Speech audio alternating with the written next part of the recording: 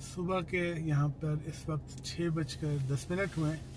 फजर की नमाज के बाद बाहर निकलने पे क्या मनाजिर सामने आते हैं और क्या मंजरे दिखते हैं। बर्फ़ गिरी थी कल परसों, तो उसके असरात हैं अभी। और यहाँ ज़िंदगी शुरू होती है सवेरे। यहाँ लोग जल्दी निकलते हैं। हाईवे पे, सड़कों पे आपको रूटीन का ट्रैफिक नज़र आ जाता है और ये काफ़ी पहले शुरू होता है। मैं तो फिर भी देर से निकल रहा हूँ और जैसे जैसे मेरी गाड़ी आगे बढ़ेगी आप देखेंगे कि वाकई लोग यहाँ पर सुबह उठते हैं और सुबह निकल कर बिल्कुल तैयार होकर अपने अपने काम पर वक्त पर पहुँच जाते हैं। तो कौमों की ज़िंदगी का इस पे बहुत असर होता है। जापान में भी और अमेरिका में भी मैंने देखा, ऑस्ट्रेलिया में भी, कि जल्दी काम शुरू होते हैं। 6 बजे भी शुरू होते हैं, 8 बजे भी शुरू होते हैं। और जो लोग जल्दी शुरू करते हैं ज़ाहिर है उसी लिहाज से वो जल्दी निकलते हैं वापसी पे, और उनको वापसी में हाईवे फिर साफ़ सुथरी मिलती है, रश नहीं मिलता। लोग आना शुरू हो गए हैं, बस आ गई है और स्टॉप पे पहले से लोग खड़े थे, उतरने वाले भी चढ़ने वाले भी। बिल्कुल मामूल का ट्रैफिक है। पैदल चलने वाले या बसों में जाने वाले, गाड़ियों में जाने वाले, सब लोग अपने अपने सवारियाँ इस्तेमाल करते हुए अपने रास्तों की तरफ। सुबह का जो वक्त होता है वो क्वालिटी टाइम होता है। कम से कम कॉल्स आती है आपको, कम से कम परेशानियाँ होती हैं और आप बहुत ज़्यादा काम कर लेते हैं कम वक्त में। हर चीज़ उसी डिसिप्लिन के साथ, वही ट्रैफिक सिग्नल, वही रूल्स, सब कुछ वैसा ही। बस वक्त सुबह का है, अभी सूरज तुलू नहीं हुआ। आज हफ्ते का पहला दिन है, मंडे का दिन। और मंडे का दिन दफातर में लोग बहुत ज़्यादा काम होता है, ज़्यादा लोड होता है। वीकेंड के बाद आप कहीं भी जाएं मंडे के दिन तो आपको रूटीन से थोड़ा ज़्यादा काम मिलेगा। तो मंडे के दिन ख़ास ख्याल रखना चाहिए। मंडे के दिन कभी छुट्टी भी नहीं करनी चाहिए। आम तौर पे समझा यह जाता है कि वीकेंड के असरात हैं आप पे, ना, पार्टी में गए थे, देर से सोए। और तो मंडे में तो बिल्कुल आपको वक्त पे पहुंचना चाहिए अगर आप अच्छे वर्कर हैं, क्योंकि आप फ्रेश हो गए हैं वीकेंड में। और जाके अपने काम के लोड को कम करने में अपने साथियों की मदद कीजिए। बर्फ़ है लेकिन ये +3 की वजह से बर्फ़ ख़त्म हो गई और शायद आज बिल्कुल ही ख़त्म हो जाए। और फिर कब बर्फ़ आएगी, दूसरा रेला कब आएगा, इसके बारे में कोई ख़बर नहीं है। लेकिन अब ये हर हफ्ते 2 हफ्ते में एक बड़ा रेला आएगा बर्फ़ानी हवाओं का। और उसके बाद फिर आप देखेंगे कि काफ़ी दिनों तक दोनों तरफ ढेर होगा बर्फ़ का। स्कूल एरिया शुरू हो गया और यहाँ स्पीड अपनी खुद देख के 40 में हम मैनेज कर लेते हैं। लेकिन जो पैदल चलने की जगह है वो बर्फ़ गिरने के फ़ौरन बाद साफ़ कर ली जाती है और वो जिम्मेदारी है घर के साथ रहने वालों की। और बल्दिया भी पैदल चलने की जगहों को साफ़ और मेंटेन रखने पे जोर देती है। लोगों के ठेके होते हैं कि जब बर्फ़ गिरेगी तो वो कंपनियां जिन्होंने ठेका लिया हुआ है वो उन इलाकों से बर्फ़ साफ़ कर देंगे। आगे स्टॉप साइन आने वाला है, पहला निशान आ गया तो पहले से आदमी तैयार हो जाए। और 40 भी है, स्टॉप साइन भी है। जो पहले रुकेगा वो पहले रुक कर जाएगा।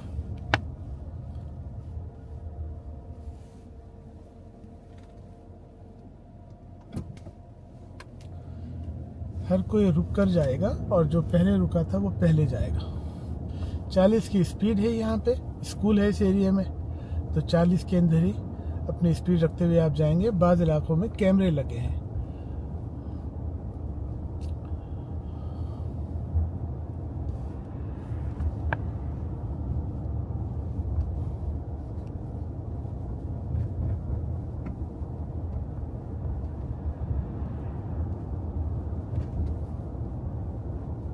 ये कंस्ट्रक्शन के वर्कर आ गए अपने कामों पे, इस इलाके में काम। और देखिए कब निकले होंगे कि ये 6 बजे के करीब काम पे पहुंच चुके हैं।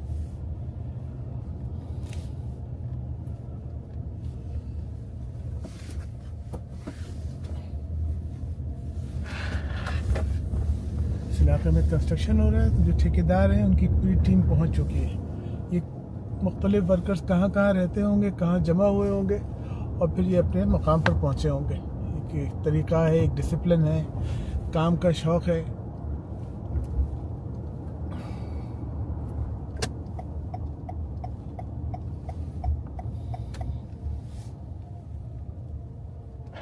थोड़ी देर के बाद हमें स्कूल की बसें भी नज़र आएंगी और सड़कों पे ट्रैफिक का रश भी बढ़ जाएगा, लेकिन ना कहीं पे पुलिस है, ना कहीं पे कोई ऐसी सिक्योरिटी, और हर कोई खुद पुलिस वाला भी है, शहरी भी है, और उसको पता है कि अंधेरा हो या रोशनी हो, सुबह सवेरा हो या दोपहर का वक्त हो, हमें सिग्नल पे रुकना है, हमें अपनी कतार में गाड़ी चलानी है, और हम अपने जवाबदेह भी हैं और कानून के सामने भी जवाबदेह हैं। कानून किसी से कोई रियायत नहीं करेगा। यहाँ कैमरे लगे हैं, वहाँ तस्वीर खिंच जाएगी, और अगर कोई नज़र आया ओवर स्पीडिंग में या बेहतियाती से गाड़ी चलाने में तो वो जिम्मेदार है। देखिए सफाई हो रही है दरवाजे पे, सफाई वाला आ चुका इस मॉल के बाहर। आगे जो आपको गाड़ियाँ नज़र आ रही होंगी वो लोग हैं जो सुबह सवेरे फिटनेस सेंटर में पहुंच के एक्सरसाइज करना शुरू कर चुके हैं। ये 24 घंटे खुला रहता है, और यहाँ पे मैं जब भी आता हूँ यहाँ गाड़ियाँ खड़ी होती हैं। यहाँ कभी नहीं देखा कि यहाँ सन्नाटा हो। यहाँ के लोग फिटनेस पे, एक्सरसाइज पे तवज्जो देते हैं, छोटे बड़े, सीनियर, मर्द, बच्चे बच्चियाँ सब। और ये पार्किंग आपको इस फिटनेस सेंटर के बाहर हमेशा फुल नज़र आती है। यहाँ पार्क कर लेते हैं गाड़ी। जब सब लोग एक्सरसाइज करते हैं और सब अपनी फिटनेस का ख्याल रखते हैं तो हम क्यों ना रखें। चलिए जी, मिलते हैं ब्रेक के बाद, थोड़ी देर का वक्फा।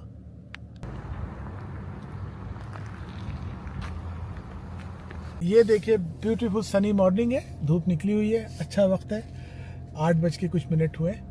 और यहाँ के मुझे पता चला कि ब्यूटीफुल सनी मॉर्निंग भी कोई चीज़ होती है, वरना तो हम कराची में जो गर्मी थी उसमें बैठ के ब्यूटीफुल सनी मॉर्निंग का समझ में नहीं आता था कि क्या है। लेकिन जब बर्फ़ गिरती हो और टेम्परेचर माइनस में हो और जल्दी शाम हो जाती हो, ऐसे में हफ्ते का कोई ऐसा दिन हो जिस दिन सूरज निकला हो तो सब लोग खुश होते हैं और सब विटामिन डी ले रहे होते हैं और अपने ज़िंदगी की तरफ रवां दवा होते हैं।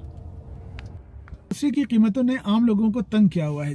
टमाटर, चिकन, दूध, ब्रेड, ये सब चीज़ें पिछले 1 साल में काफ़ी बढ़ चुकी हैं। बहुत महंगी हो गई है, इंश्योरेंस महंगी हो रही है, मॉर्गेज रेट ज़्यादा हैं, अभी भी ऊपर हैं, और घर जो हैं वो मुश्किल से बिक रहे हैं और लोगों को घर ख़रीदना मुश्किल लगता है। बल्कि बहुत सारे घर तो मार्केट में सेल के लिए हैं लेकिन कोई ऑफ़र नहीं आ रही।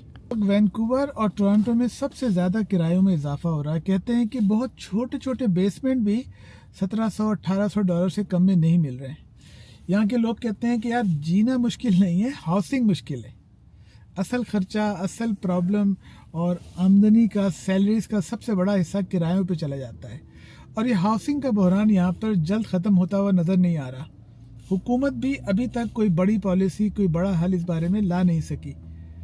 अभी तक जो डेटा आ रहे हैं उसके लिहाज से कनाडा की आजकल की सबसे अहम परेशानी घर ख़रीदना है। आम आदमी के लिए इस वक्त घर ख़रीदना बहुत मुश्किल है। पॉजिटिव बात यह है कि महंगाई थोड़ी नीचे आई है, लेकिन अब इतनी भी नहीं आई कि हमें या आम लोगों को जेब में कुछ फ़र्क महसूस हो। माहिरीन के मुताबिक बैंक ऑफ कनाडा अगले चंद महीनों में सूद की शरह कम कर सकता है, लेकिन वो देखेगा पहले कि इन्फ्लेशन या महंगाई की रफ्तार क्या है। अगर महंगाई काबू में रही तो यहाँ भी लोगों को एक उम्मीद की किरण नज़र आती है, लेकिन अभी तक कोई वाज़ेह गारंटी नहीं है कि वाकई बैंक ऑफ कनाडा अपने मॉर्गेज रेट, इंटरेस्ट रेट कम करने जा रहा है या नहीं। और अगर हाउसिंग से निकलें तो इमिग्रेशन को देख लेते हैं। इमिग्रेशन में इंटरनेशनल स्टूडेंट्स के बारे में ये खबरें आ रही हैं कि उसमें चेंजेस हो रही हैं और उसमें सख्तियां बढ़ेंगी। जाहिर है जब भी मैं देखता हूं कि इमिग्रेशन में कोई तब्दीली आती है तो वो स्टूडेंट्स के लिए और नए आने वालों के लिए उसमें मुश्किलात ही होती हैं। कनाडा में गुज़िश्ता चंद बरसों में स्टूडेंट बहुत बड़ी तादाद में आ चुके हैं और उसका दबाव हाउसिंग और सर्विसेज दोनों पर पड़ा था और जॉब मार्केट में भी पड़ा था, और लोग इसके मुखालिफ भी हो गए थे कि इनको रोका जाए और कम किया जाए। इसी वजह से हुकूमत सोच रही है कि 2025 में स्टूडेंट की इनटेक मज़ीद कंट्रोल की गई है, लेकिन इसको 2026 में भी जारी रखा जाए।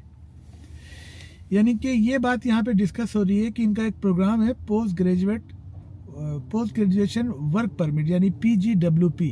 इस रूल्स के तहत यानी कि जब आप पोस्ट ग्रेजुएशन डिप्लोमा कर लेते हैं तो आपको कुछ वर्क परमिट मिल जाता है, लेकिन अब इस वर्क परमिट में भी तब्दीलियां आ रही हैं। यानी जो तलबा यहाँ आते हैं उन्हें अब पहली जैसी आसानियां शायद ना मिलें, लेकिन साथ ही साथ हुकूमत ये भी कहती है कि स्टूडेंट्स ही कैनेडियन वर्क फोर्स का बड़ा हिस्सा है। तो मुख्तसर ये कि ये पूरा मामला जो है ना, इसको एक बैलेंस चाहिए और दोनों बातों को एडजस्ट किया जाए। ये कनाडा की ज़रूरत भी पूरी हो और स्टूडेंट्स को थोड़ा सा रोका भी जाए, इतना ना ओपन किया जाए कि यहाँ के हाउसिंग पे और दीगर चीज़ों पे बहुत ज़्यादा लोड पड़े। बहुत से लोग कह रहे हैं कि इमिग्रेशन हुकूमत शायद बंद कर देगी, लेकिन ऐसी कोई बात नहीं है। ये सच बात यह है कि हुकूमत ने साफ कहा है कि इमिग्रेशन कभी बंद नहीं हो सकती, ना बंद हो रही है। बस इसका तरीक़ेकार बेहतर और कंट्रोल किया जा रहा है। कनाडा को वर्क फोर्स की ज़रूरत है, ख़ास तौर पर हेल्थ केयर, कंस्ट्रक्शन और टैक्स सेक्टर में। हाउसिंग क्राइसिस की वजह से सिस्टम पर दबाव है, लेकिन इमिग्रेशन कनाडा की मईशत की रीढ़ की हड्डी कहती है, इसलिए उसे बंद करना मुमकिन ही नहीं है। आगे बढ़ते हैं मौसम की तरफ। यहाँ सर्दी ने दरवाज़ा खटखटाना शुरू कर दिया। टोरंटो और GTA में अगले हफ्ते पहली बड़ी बर्फबारी की पेशनगोई की गई और गुज़िश्ता 2 रोज़ से मुख्तलिफ इलाके बर्फ़ के लपेट में, बाज़ इलाकों में स्कूल भी बंद करने पड़े। अल्बर्टा और मैनीटोबा तो पहले ही बहुत ज़्यादा बर्फ़ का शिकार हैं, लेकिन ओंटारियो में भी यही हो रहा है। और कुछ लोग कहते हैं कि इस साल सर्दी कम होगी, मगर सर्दी जवाब देती है कि मैं तो पूरी ताकत से आऊँगी।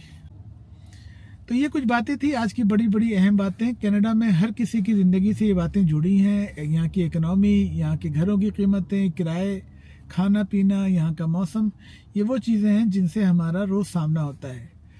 तो जैसे कि मैंने आपको बताया कि वीडियो में मैं चाहता हूँ कि यहाँ के ताज़ा हालात आपके सामने रखूँ, तो मुझे कमेंट में बताइए कि किस मौजू पर आप तफसील से वीडियो चाहते हैं। तो फिर मिलते हैं, कनाडा की बातें फिर होंगी। अब इजाज़त चाहूँगा।